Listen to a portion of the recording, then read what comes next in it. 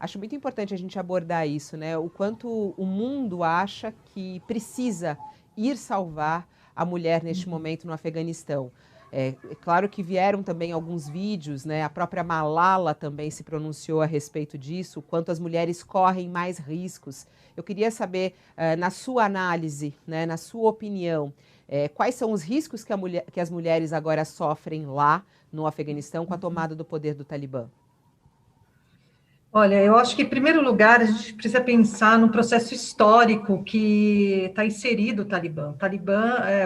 O Afeganistão, né, desculpa, é um país que foi destruído, invadido pela Rússia, pelos Estados Unidos, né? Ele ficou, os Estados Unidos, 20 anos ocupando, né, o Afeganistão. E é muito curioso que, de repente, quando os Estados Unidos se retira, esse Talibã ganha força, ganha poder, tem um armamento. Então, nós não podemos ser ingênuos e achar que o Talibã se fortaleceu sozinho. Não existe grupo que se fortalece sozinho, quer dizer, tem lá os seus vizinhos, tem lá o apoio dos Estados Unidos. Então, eu não acredito nessa versão de que o Talibã aproveitou a saída dos Estados Unidos e não acredito nessa retirada, como se estivesse sendo derrotado os Estados Unidos, né? Quanto às mulheres, eu acho que a gente tem que tomar muito cuidado. Ontem eu vi muita coisa distorcida, muitas mulheres querendo falar por essas mulheres afegãs, como se as próprias mulheres não tivessem as suas agências, não tivessem os seus grupos de militância, não tivessem o seu próprio feminismo, né? Não tivesse essa própria luta de mulheres, né? Então, acho que é um perigo nosso, ocidental, de que nós vamos salvar essas mulheres, e não é bem assim, né? Se a gente for olhar as várias informações, a gente tem, de um lado, as pessoas que estão tentando sair do país, mas, de outro lado, tem as pessoas que querem se manter no país. Então, existe aí um dissenso que precisa ser observado com muita atenção, né? É um tabuleiro, né? Eu tenho falado isso desde ontem, é um tabuleiro que as peças estão se movimentando, né? Esse discurso hoje do Talibã dizer que vai fazer uma anistia, eu não duvido, né? E não duvido também que essa própria anistia já tenha sido negociada antes, até, com os países em torno, porque para quem interessa essa fragilidade do Afeganistão, né? Então, acho que deve haver, certamente, os profissionais de RI devem estar muito atentos nessas relações políticas, nesse trânsito político entre os países. Se a gente contar que o Paquistão cumprimentou o Talibã, a Rússia, a China, o Irã, então a gente tem aí grandes países, né, já apoiando de alguma maneira este governo. Então, não dá para ser surpresa, né? Totalmente surpresa. Há alguma coisa muito maior que está em jogo. Há muito desconhecimento, né, e falta de informação do mundo ocidental a respeito do que é, o muçulmano, né, do que é o Talibã. Sim, O que é sim. o Talibã na sua análise, né, e como Olha, isso se integra na cultura oriental desse jeito? então, o Talibã ele surge como um grupo, entre aspas, um grupo insurgente de uma certa resistência à colonização americana, à colonização russa, aquele grupo de pessoas que a gente pode dizer que professa o Islã de uma forma mais dura, né? Assim, todas as linguagens, as leituras que eu já vi, né, de posicionamentos dos talibãs são leituras literalistas, alcorânicas, tanto da Sharia, então, assim, isso, de certa forma, assusta, e assusta até os muçulmanos ocidentais, como eu, né, como uma leitura de que não pode isso, não pode aquilo, mas a gente precisa entender um pouco como é que esse Talibã ele se construiu, né? Eu acho que a própria fragilidade de um país, e a gente sabe muito bem que quanto mais fragilizado um país, quanto mais analfabetismo, quanto mais fora de conhecimento, mais frágil ele está para ser, de certa forma, possuído por esses grupos mais extremistas, né? Hoje eu não diria em que pé que está o Talibã, porque eu desconheço, né, como é que eles agem, como é que eles vão agir neste momento, né? Aparentemente, pelo que eu li dos especialistas, né, de Afeganistão, há sim do Talibã, né? Há sim um repaginamento desse Talibã, mas eu estou pagando para ver, né? Justamente por conta dessas mulheres, por conta da questão das crianças, da questão do refúgio e tudo mais. Agora, é importante, né, para as pessoas que estão nos assistindo saberem, as pessoas comentam muito o caso da Malala, né? Eu entendo, né, a maneira como a mídia lidou com o caso, uma violência, nós muçulmanos também consideramos uma grande violência, mas uma coisa que nunca foi noticiado é que no mesmo lugar que a Malala sofreu um atentado, 80 crianças foram assassinadas pelos Estados Unidos. E nem a própria Malala se pronunciou a respeito disso. Era uma região de bastante violência. Então, a gente não pode simplesmente apagar uma história em cima da outra, né?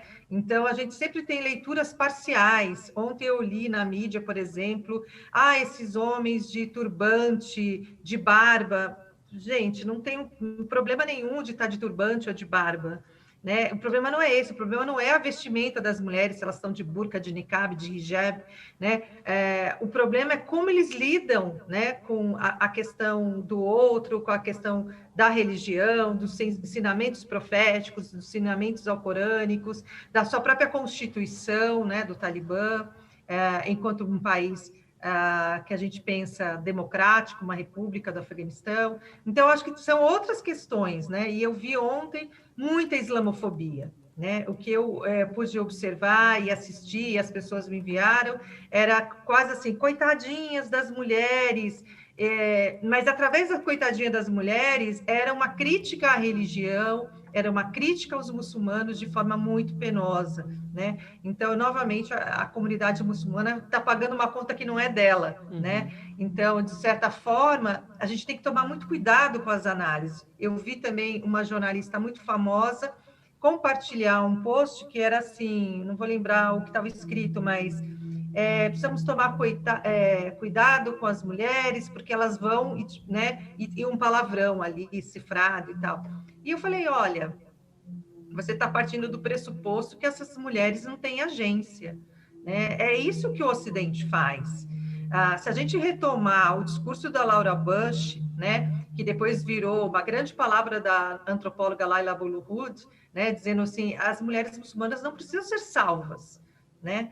E se, de fato, essas mulheres quisessem ter deixado de usar a burca, elas teriam tirado com a ocupação de 20 anos, e ainda tem no Afeganistão mulheres usando burca.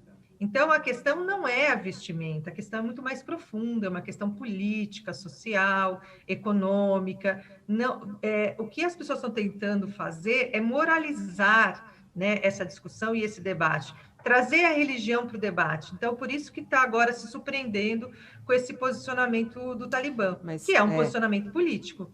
E aí é muito interessante, né, que a gente está com a senhora que é muçulmana, para poder nos explicar a respeito disso. Eu acho que trazer conhecimento para as pessoas. Como é que é a questão da liberdade da mulher dentro da sua religião? Há uma luta das mulheres ou não? Há algumas obrigações ou algumas proibições das mulheres em fazer algumas ações? As mulheres sempre lutaram, independente do contexto social, religioso. Mulher é de luta. Eu costumo brincar que o homem é de guerra e as mulheres são de luta. Não existe mulher que não lute, Fabiola. Né? As mulheres estão sempre, sejam aqui. Agora, a gente não pode dizer e atribuir que as lutas são as mesmas. Né? A professora Saba Mahmoud, quando ela vai estudar as mulheres, o rivalismo islâmico no Egito, as mulheres, elas constituem o conhecimento religioso. Então, quando você me pergunta dos direitos das mulheres no Islã, eu vou te dizer o direito ao divórcio, o direito à herança, o direito à anticoncepcional, o direito a escolher o marido. E aí você diz, mas professora, nada disso parece que acontece. É claro que não parece que acontece. Nós vivemos sobre um patriarcado que é mundial, que não é um patriarcado que existe só no mundo islâmico, é um patriarcado que existe no Brasil, né? A mulher passa a votar no Brasil em 32. No Islã, a mulher vota desde o seu advento, a mulher é consultada desde o advento. Mas aí o que a gente tem? A gente tem várias leituras, e leituras essas também leituras literalistas. Uma outra coisa que as pessoas não sabem é que o Islã ele não é um monobloco, né? Países islâmicos, vamos pegar aqui dois diferentes países, o Irã e a Arábia Saudita, eles têm jurisprudências completamente diferentes. A jurisprudência xiita é a Jafari, né? Então, ela tem toda uma constituição, é como se eu dissesse que ela tem uma constituição, um embasamento diferente, e a constituição, por exemplo, a lei religiosa da Arábia Saudita, Hanbali, ela tem um outro fundamento. E outros países também, Turquia, a própria Síria, vão ter outras, são 5 escolas de jurisprudência, uma xiita e 4 sunita. Na verdade, tem especialistas que dizem que são mais de 80 escolas de jurisprudência. Então, isso dá um colorido ao Islã. O Islã não é uma coisa única, né? Então, quando você pensa dos direitos das mulheres, o próprio profeta Muhammad, quando ele morre, quem dá aula para os homens são as mulheres. É a mulher dele, a Aisha. É ela que vai para a porta da sua casa e ensina os homens a religião. Então, eu acho que há muito desconhecimento, né? Essa ideia de que um véu cobre pensamento, que uma pessoa que está de véu não tem a sua liberdade. Esse foi um dos motivos que me fez, como docente da USP, mulher branca, docente da USP, heterossexual, de um lugar de privilégio, passar a usar o lenço, para que as pessoas percebam que o lenço da minha cabeça não vai tirar o meu momento reflexivo. Né? Então, eu acho que são coisas que precisam ser separadas. Né? Existe a violência de gênero em países islâmicos, existe tal qual existe no nosso país. Nosso país tem 3 leis agora. Tem a Lei Maria da Penha, tem a lei do feminicídio, agora tem a lei da pressão psicológica. Então, nós vivemos num mundo, Fabíola, que é um mundo de combate a esse patriarcado, a essa violência que é institucionalizada. E o que está sendo feito é uma instrumentalização da religião. É fácil pegar o Islã, né, que as mulheres estão cobertas, instrumentalizar essa religião e dizer, olha, essa é uma religião que oprime as mulheres. Mas ninguém vai falar da França, por exemplo, que está proibindo as mulheres de irem à praia com seus burquines.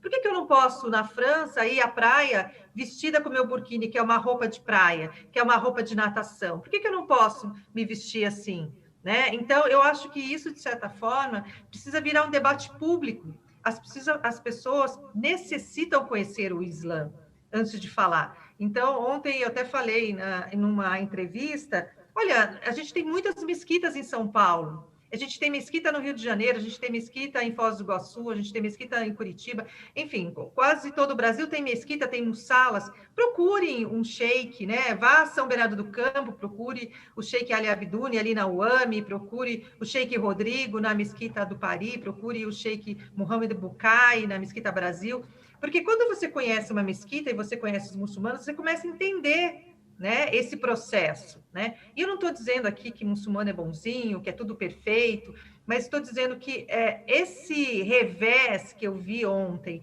na internet, de, ai, coitadinha das mulheres afegãs, opa, calma lá, vamos ver, vamos observar, né? Então, assim, qualquer tipo de violência vai me tocar. Eu sou uma mulher que luta pelas mulheres, dentro da minha universidade, na minha sala de aula, com o meu grupo de pesquisa, mas eu preciso estar muito atenta, eu não posso falar por elas. Eu, por exemplo, sou uma mulher muçulmana e eu não falo pela comunidade muçulmana, eu não represento as mulheres muçulmanas, eu tomo muito cuidado com isso. Então, imagine falar pelas mulheres do Afeganistão, é muito delicado. Eu acho que o nosso papel é observar, o nosso papel é, lógico, acionar os direitos humanos. Esse Talibã aí, ele vai ter que rebolar de uma certa maneira, porque as informações que nós temos hoje não são as mesmas informações que a gente tinha em 2001.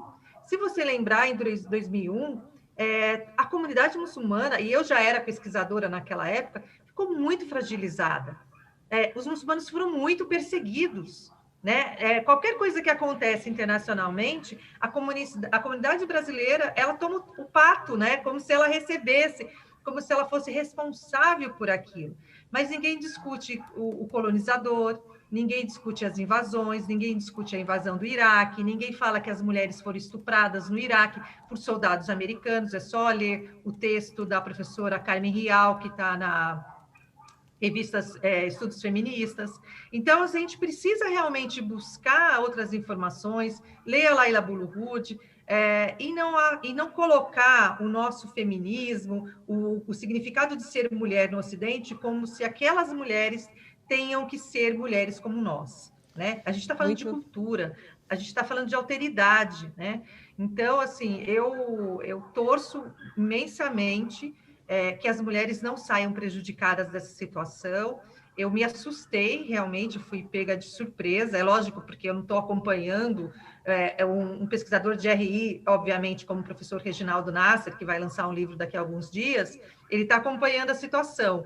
Mas eu que não estava acompanhando a situação do Afeganistão, fui pega de surpresa com Uhum. essa reviravolta do Talibã, né? Porque o Mas Talibã, de certa forma, me assusta, né? o seu alerta e seu depoimento é muito importante, abrir a nossa mente também, nós aqui como ocidentais, que não conseguimos nos colocar no lugar realmente do outro, né? Às vezes a gente acha que está se colocando, mas está se colocando contra o outro. Muito obrigada, por participar aqui do All News e trazer esclarecimentos. Uma boa Eu que tarde à senhora. agradeço.